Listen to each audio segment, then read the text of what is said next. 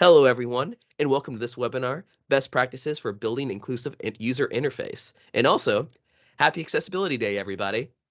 During this webinar, we're going to cover the importance of accessibility and user interfaces, common accessibility challenges, and how to overcome them using Syncfusion components. We'll be discussing frequently asked questions, as well as practical tips and techniques for creating inclusive applications that can be used by everyone. My name is Carter Harris. I am the video marketing specialist here at Syncfusion, and I will serve as your moderator today. For our main presenter, we have Michael Prabhu, who is a senior product manager here at Syncfusion. If during this if during this webinar you have any questions, you can enter them into the chat at any time. We will have a Q&A session at the end of this presentation, and we'll post the entire Q&A on our blog. We are recording this webinar today, and the link will be shared in the next few days, but the video itself will be posted up on our Syncfusion YouTube channel later today. All registrants will receive an email with this link. You'll also be able to find this and previous webinars on our YouTube channel. But I think that's good for introductions. It looks like we've had a nice amount of people join since. So I would say let's go ahead and kind of get into this presentation. So I would say as we mentioned, we've been covering some frequently asked questions, and one that I thought would be a great way to start is why is accessibility important for developers to consider in their applications? That's a good question, Carter. Accessibility is very important, and it ensures all the digital content is accessible to all the users, even the differently enabled persons. So, as a developer, it is our responsibility to create inclusive user interface that can be accessed by everyone.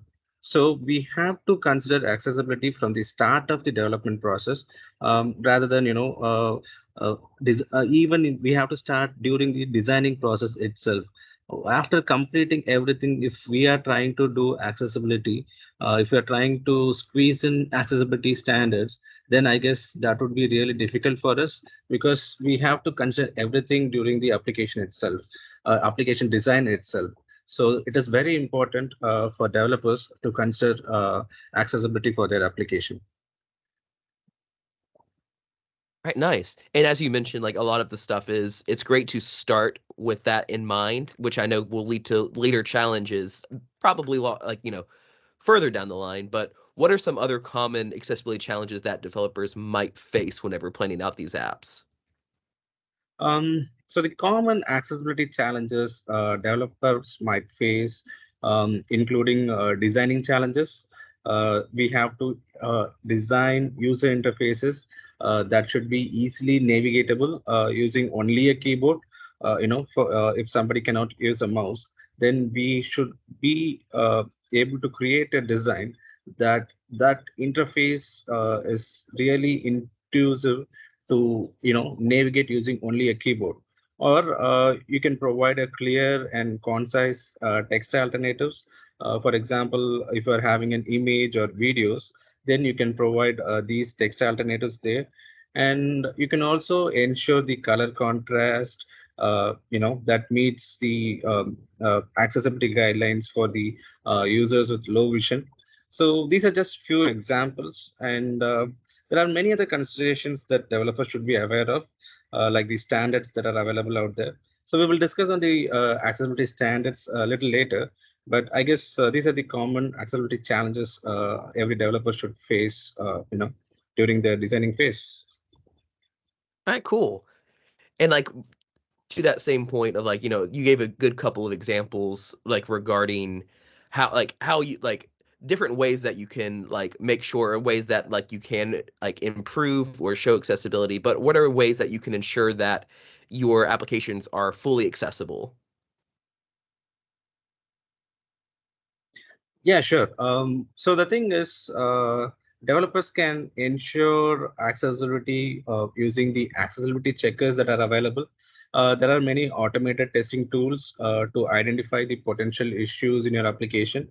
The best thing that they can do is, the things that is available with their system, like their computer, like the screen readers, where usually people with uh, you know poor vision will use these screen readers to hear the voice of a narrator, so that they can guess what they're actually clicking on, or what they're actually navigating through. So this is a simple tool which is available in your computer, so you can use that. And there are other things as well, like um,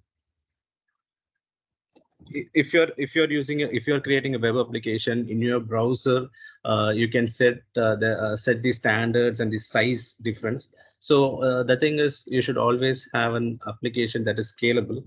So if for example, if you can check the application with different font sizes and everything. So these are just simple things that we can do to ensure that your application is accessible. But there are many tools out there. We will discuss on that later. But these are simple things that we should make sure that our applications are accessible.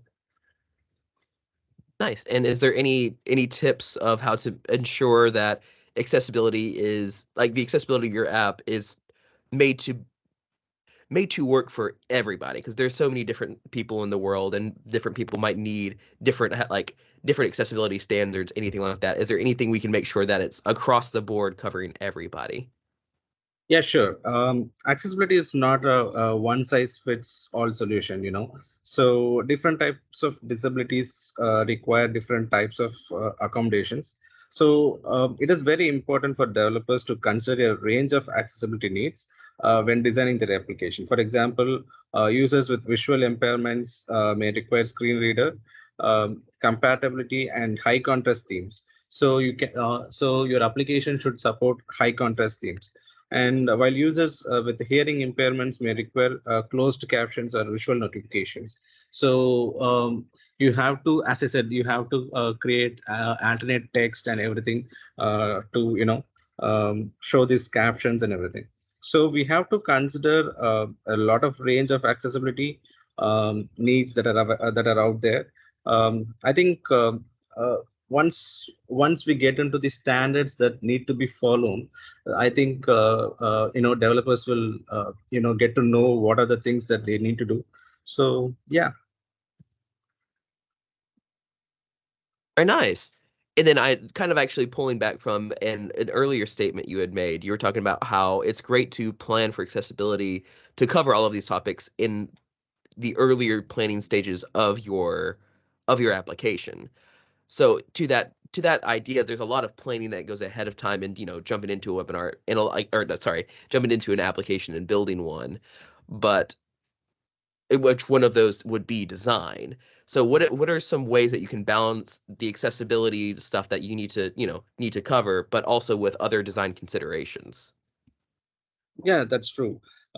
Balancing accessibility with other design considerations can be challenging, but it is important to remember that accessibility should be considered as a core design requirement, not an afterthought.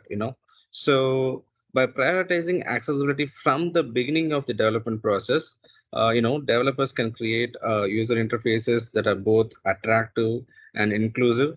Additionally, by considering accessibility as a core design requirement, developers can avoid the need for costly and time-consuming, retrofitting later on. So the thing is, it starts with the core design. As you could see here, I'm just showing the screenshot of a demo that I have here. This particular demo is well thought, for each and every accessibility purpose. So I will explain what are the things that we have done. But as you could see here, this is um, even even this particular demo has a dark theme and everything. So I will show the demo later on, but I guess the design itself will speak that this is easily accessible, because if somebody wants to touch a screen and see what it is, then it is more touch friendly design, and everything is easily viewable and everything. So these are the things that people has to consider while creating an application. So it is very important to add accessibility to your core design rather than fitting it in later. Nice. And I think a good way you mentioned it was like the term prioritize, like prioritizing like that's like the accessibility of your application. But I know there's a lot more that comes to building an application sometimes than, just the building it. You're working with people, you have colleagues, you have stakeholders. What are some ways that a developer can help encourage their colleagues and stakeholders, as mentioned, to prioritize accessibility? Yeah, that's a really good question. So at the end of the day, as a developer, you have to make sure that your stakeholders also believes in accessibility, because at the end of the day, there are so many standards that we need to follow. Let's say if you're developing a government standard project, then accessibility is the number one priority that they have. So the thing is, as a developer, you play an important role in advocating for accessibility within your organizations or the stakeholders. And you should also share the information about the importance of accessibility and benefits of creating inclusive applications. And developers should always educate their colleagues and stakeholders. Additionally, developers can work with project managers and designers to ensure accessibility is considered from the start, as I said before. And the thing is, the knowledge should be transferred within the organization. So if you know well about accessibility, then I guess you should be in a convincing position with the stakeholders to make sure that this is a priority, and um, uh, encourage them to do all these things. So as a developer, it is a very important role for you to consider this, and as well as preach others as well. All right, excellent. Also, I'll go ahead and say that I can ask questions all day, but if anyone else has any questions they'd like to go ahead and submit, please add them into the chat and we can start reviewing over those as well. We'd love to hear from you. But while I give everyone a little bit of time to, maybe think over questions, type them out, I can go ahead and ask a couple more, cover a couple other subjects. So one thing that I think that a lot of people might be familiar with, or like might want to learn more about as far as accessibility, is some of the standards that there are in place. And one thing I think that's great to cover is what is the Web Content Accessibility Guidelines, the WCAG, and Michael, why would you say they're important? So this is a very important guideline that we need to follow for accessibility, because this one is standard. These are the standards that are set by the World Wide Web Consortium. So W3C has set these standards. So this is more like it has more organized level like A, double A, and triple A. So each A represents, different levels of higher degree of accessibility. So, for example, if you are setting it in a single A, then the size of the text would be smaller, and if you are setting it in double A, the size of the text will go higher. And not only text, it depends the sound and everything. So, if it is in triple A, then the size of the text will be really large and everything. So, consider this: if your application is set to AAA, then you have to make sure that your application is scalable, with all this font size and everything. So it is a very important thing that we need to adhere to this particular standard. And this really helps to ensure that the digital content is accessible to a wide range of users, including those who are differently enabled. And also, like, while we're covering a couple of the standards and in like different forms that are put out there to make sure everything is covered, could you explain us a little bit about Section 508?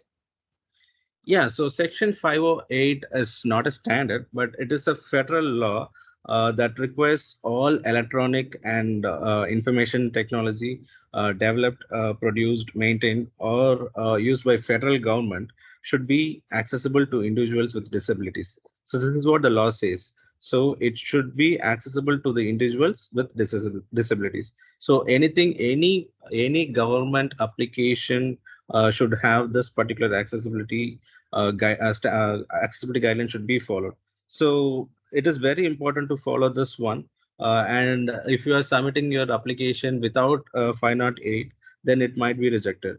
So 508 is a federal law that you need to follow if you are creating any government applications or anything. Nice. And are there any other accessibility standards or guidelines that everyone should be aware of? Yeah, sure. So that is Americans with Disabilities Act, ADA, and there is Accessible Rich Internet Applications, ARIA, and Assistive Technology Industry Association, ATIA. So these are some standards with different level of there might be little changes compared to all these things, but at the end of the day, everything is focusing on one thing, that is everyone should be able to access the digital content. So these are the standards, and if like for example, if you have ARIA standards, what will happen is you can set any text, you can set any text to any HTML, so that if somebody is clicking on that HTML, then the narrator can read the subtext available to that particular HTML. So the HTML tag. So let's say, for an example, if somebody is clicking on an image, and if you have an descriptive subtext that explains what that image is, then if somebody is clicking on that, and the screen reader or the narrator could actually read the particular text in the HTML tag. So these are so as I said, so ARIA is a little different from ADA, and there are so many other things. So as I said, WCAG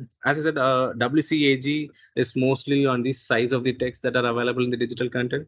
So everything has different standards, but I guess the most common standards that everyone would follow is WCAG and ARIA. Cool. And then, I know that can be a lot, like you're covering multiple different standards and guidelines, but what are some good ways and best practices you would say that developers should be thinking about or think like the way of thinking while designing accessible user interfaces? So I think rather than a question and answer, I can show you that in a demo. So the best practices that we need to follow, are we should create a logical and consistent navigation.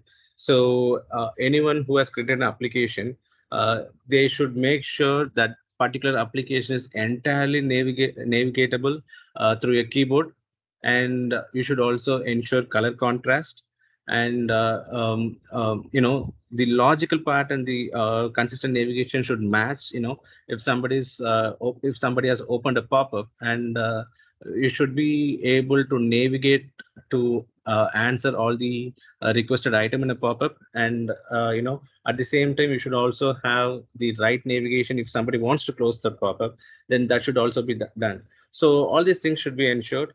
And as I said before, the color contrast is one thing that is really crucial, because people with low vision will be able to read through these color contrast designs. So as I said before, whenever you create a design, you should make sure that design is also compatible with these color contrast and everything. And keyboard accessibility, that is the major thing, because everybody, the entire application should be navigatable through a keyboard. And as I said before, it is really important to have a design that is scalable. It should fit any size, or it should fit any font size. So in such a way, your design should be scalable. So let me show you a demo of that. So for this particular webinar, I have created, give me a second. So for this particular webinar, I have created this particular application. So this is basically a fitness tracker where you can see the activities like steps, diet, fasting, and everything. So this is an activity tracker where you can see the heart rate, steps, calories, and sleep. And here is a chart that shows the diet and workout. So how much they have taken and everything. So this is a grid. So this is entirely created using the Syncfusion components, and here is a diet. So I have already enabled the accessibility on my Chrome. So as you could see here, you have a highlighter over there. So this is a dieting page where you can add breakfast. What are the things that you had for breakfast, dinner, everything. So all these things can be added. and you have fasting. So fasting is the new regime. Everybody is trying to have intermittent fasting and everything. So this is where you can see all these things. Here I have a chart. This is a linear gauge. This is a circular gauge.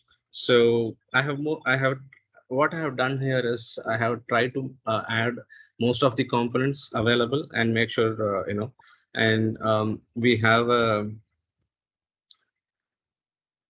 we have a pop-up where if you want to edit something that can be done. You have a progress bar. As I said, this entire application can be changed into a dark theme with high contrast. So as you could see here, everything is in high contrast, and it can be viewed easily and understand easily. So these are the best practices that we have, and let me show you what are the things that Syncfusion components are capable of. So this is a tab component. So activities, diet, and fasting. This is a tab component, and we have a card component, which is showing all these things. And this is chart. This is data grid, and once again, these are cards, and this is an avatar component. So we have all these things here. So let me change this. Let me enable the narrator so that Set narrator dialog. OK. Button. Alt. Narrator heading level 1. Welcome to settings window. Narrator. Top D. hopefully everybody Fitness can see that. tracker. Google Chrome pane. Fitness tracker. Activities tab item. 1 of 3. Selected. So as you could see here, when the activities tab is selected, the narrator says that the one of three tab items has been selected, and that is the activities tab. So this is basically done using the ARIA setups that ARIA standards that we. Introduction API reference system requirements browser compatibility new get packages getting Uh, Chrome D. just give me a second. I will turn it off and turn it back Settings on. window. Exiting narrator. So why I did that is you can easily check what are the things that are available on each on each component. Like the entire application that I have done is Blazor.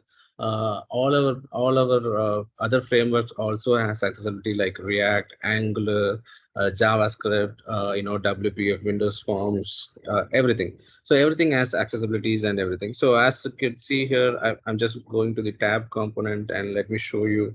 um,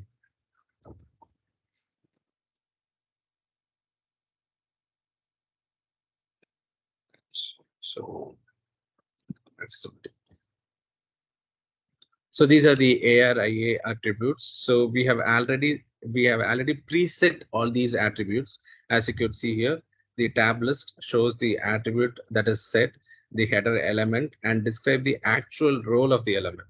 So you have all these things here. So you can, if you have any doubts, you can go to this documentation and see what kind of things that we have here. So that's what happened when I clicked on the uh, first item on the tab.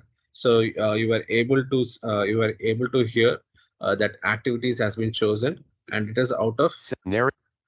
and it is out of Settings window. Narrator. D. I'm sorry. So and it was out of all the three that are available. Flip Chrome. Menu item. Fitness tracker. Activities tab item. 1 of 3. Selected. So if I am navigating to the Space. diet, Diet then tab item. 2 of 3. Diet tab item. 2 of 3. so let me go to activities once again. Activities tab item. 1 of 3. Weekly. Combo edit. Read only. Collapsed. So let me Group. Group. Tab contains 3 items. Go fit tab item. 1 of 3. Selected. Activities tab item. 2 of 3. DIE tab contains 3 items. Tab item. 3 of 3. Fasting my activities. Fasting tab item. 3 of 3. So what happened is I kind of selected each one using the keyboard navigation. I didn't use any mouse to navigate. So as you could see, whenever I navigated through my keyboard, it automatically the narrator was able to say where we were. And Activities tab item, 1 of 3, so selected. let me select this particular point. So in chart, so once again, let me click tab. December 5th, 2023, 12 a.m., 80.2, diet, image. Show diet, group. So this is a legend where it shows that it is a diet. So for doing a complete keyboard navigation, all you have to do is you have to click the uh, let me click on, you have to Table, workout, group. just I'm going to Table, click shift show tab. diet, group. So here it is. I'm navigating only through the, December 5th, 2023, 12 a.m. so I'm just give me a second. Group. Weekly, combo box, So this is a combo elapsed. box. If I click space, I can navigate to monthly. So Image. so all these things are entirely Monthly, possible with combo edit, read only, Syncfusion collapsed, components. group, group. And let me I've just shown the example. So let me stop Key. the narrator for a second. Settings window, exiting narrator. Okay. So since I have enabled narrator and as well as navigating through keyboard, it was really difficult for me to process that because it has to stop. After that only I can navigate. So let me show that. So here is a chart. So in chart, if you are in a particular series, then if you want to move on to the different series, and if you want to see different points, all you have to do is click on the up arrow button, and if you are clicking down arrow button, it just moves up. And then if you are clicking right, it will move to the different series, and if you're clicking left, it moves to the different series, as you could see here. So even each data point can be navigated through our chart. So by clicking right and left, you can navigate between different series, and by clicking up and down, you can check each and every data. And if the narrator is enabled, then these datas will be narrated out. So I guess it will be very easy for you to create these kind of applications. And as I said, let me show you another scalable thing. So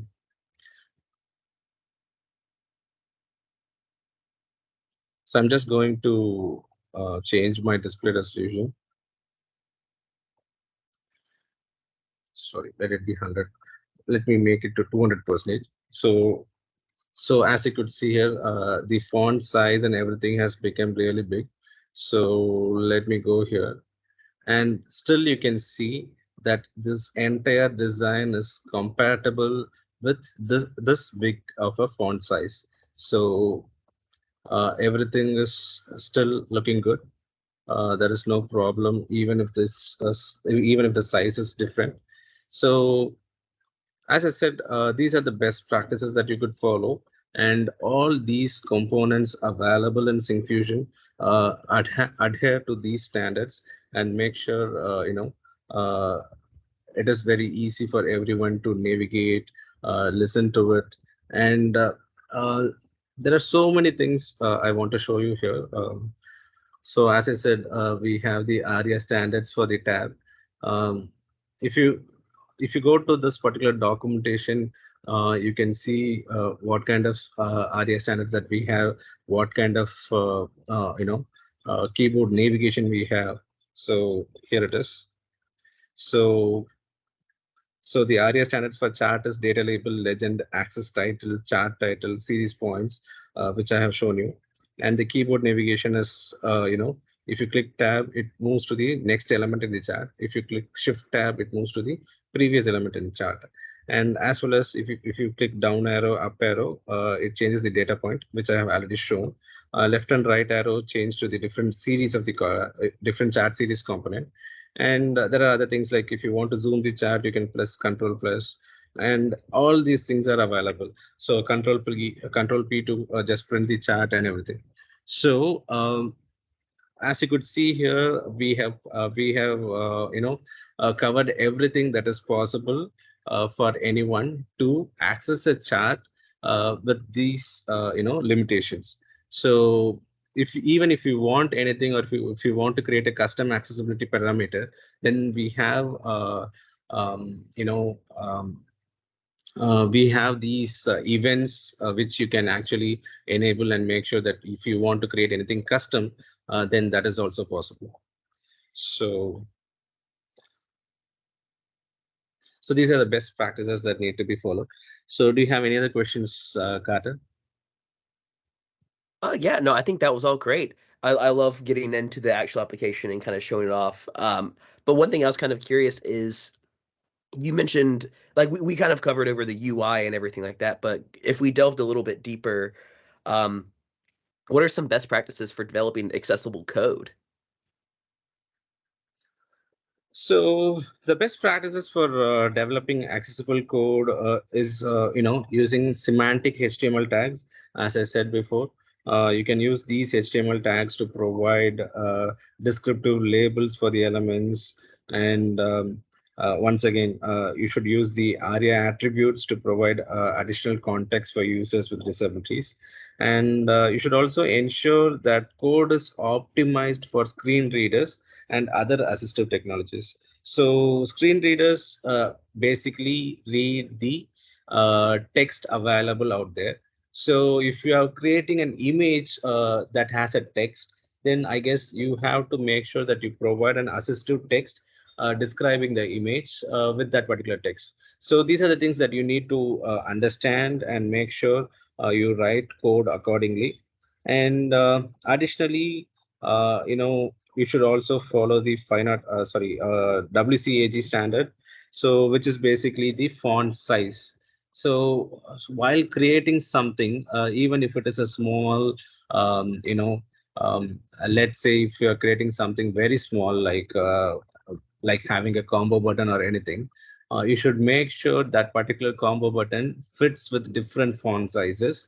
And as I said, this should be incorporated at the beginning of your coding rather than after finishing the entire application. If you're trying to squeeze in accessibility, then that would be really time consuming and very very, and that will prove very costly to you. So make sure that you write the code whenever you are creating something new. So that is the best thing that you could do.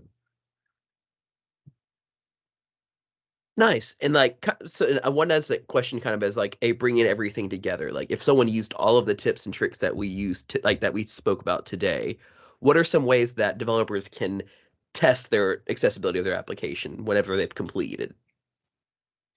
Yeah, sure. As I said, there are so many tools out there to test the accessibility standards. Some includes AXE, that is AX, that is a manual testing, that is a automated testing tool which you can use to for accessibility. And you can always have manual testing, using the assistive technologies like screen reader. And the last thing is, but not the least, you can test with people with different disabilities, because they could provide more insights than what we have. We might have covered certain things, but for them, they might require certain things. So even though you have these tools like ax and you can test with screen readers and everything, but still the best testing is that you can ask users with different abilities, to test your application. That would really make a lot of, that would give you a lot of insights that you may not understand, or you might not be able to think of. So that is one thing. So that is the best way to test your applications. Right, nice. And then also kind of moving to a different subject, I thought we'd kind of discuss some of the benefits of using Syncfusion components when building like accessible user interface and how we might be able to make it a little bit easier. So could you tell us more about Syncfusion's compliance with the accessibility guidelines to get us started? Yeah, sure. As I said, all Syncfusion components are compliant with Section 508, WCAG, and WAI-ARIA guidelines. So this means that developer can use Syncfusion components with confidence, knowing that they meet the accessibility requirements set out by these guidelines. So whenever you create something, you need not worry about, if you're using Syncfusion components, you need not worry about these standards because it is already built in. And if even if you want to customize it, then that is possible. So even if you want to change the contrast theme, that is possible. So I think we pretty much covered everything. And if you are using Syncfusion components, then I guess there is no need for you to worry about these accessibility guidelines because it is already taken care for you. Nice. And kind of getting into some of the guidelines that we cover for you is like, how does Syncfusion ensure keyboard navigation and high contrast theme support for all of our components? So I have already shown the demo for that. So the thing is, we have designed our components with accessibility in mind, and we provide keyboard navigation and high contrast theme for almost all the components. So this means, you don't have to spend extra time or any effort to implement, high contrast components or anything. All you have to do is set the theme to dark or set the theme to high contrast. Then we have the CSS and everything that is set to make sure that I mean CSS for the web applications, but the styling theme for Windows Forms, WPF, and everything. So you need not worry about the standards that are available out there. So all you have to do is set up the API and you are good to go.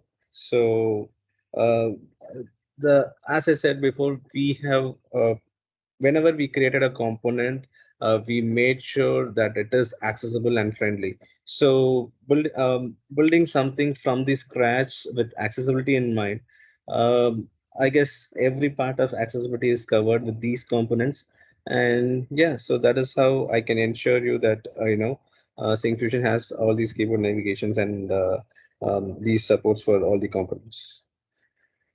Nice. And are there any other benefits of using any other benefits that we have not covered so far of using Syncfusion components for building accessible user interfaces?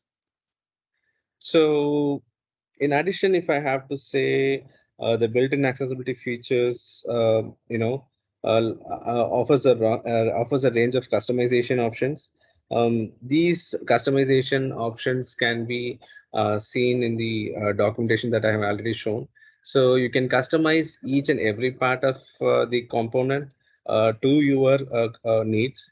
Let's say, for example, on a high contrast theme, if you want a particular color to be changed, even though if, we are presetting these colors for you, you can still go and change that particular color to a specific color provided by your designer for accessibility. The the color might be little different from because those color will go with your particular design. So I think you can customize each and every part of the component. That is the best thing that you have out there. And this particular accessibility is not only for Blazor, which I have shown here. It is available for Angular, React, and Vue, and JavaScript, and WPF, Windows Forms, Xamarin, MAUI, and everything. So yeah, this makes it easier for developers to create a unique and accessible user interface that meets their needs and standards. All right, excellent. And I know we kind of went into the demo earlier today, showing a lot of like our controls in action. But I guess before we start to conclude, do you have any final thoughts or tips that you'd like to share with our attendees today? Yes, I would like to emphasize the importance of accessibility in user interface design. As we saw in our examples, there are many users who rely on assistive technologies to assist digital content. So it is our responsibility as a designer or a developer to create inclusive design, inclusive user interfaces that can be accessed by everyone. And I would like to add that Syncfusion component can help, make this process of creating accessible user interfaces easier and much more efficient. So I guess by using these components, you have all the You need not worry about all the regulations and guidelines because it is already taken care of for you. So these are the best things that you can have. And once again, creating accessibility from the start is very important. And preaching others about accessibility as a developer is also very important. So these are the things that I really like to emphasize. So yeah. All right, awesome. Well, thank you very much, Michael. I enjoyed all of the information we got from today, and I thought it was a great presentation. Thank you, Carter. Thank you, guys. All right, excellent. And we have plenty of webinars that will be coming up, so please keep an eye out on all of our social links as well as our syncfusion.com webpage. So hopefully we'll see you again soon. But until then, we hope you have a great rest of your day. All right. Bye, everyone.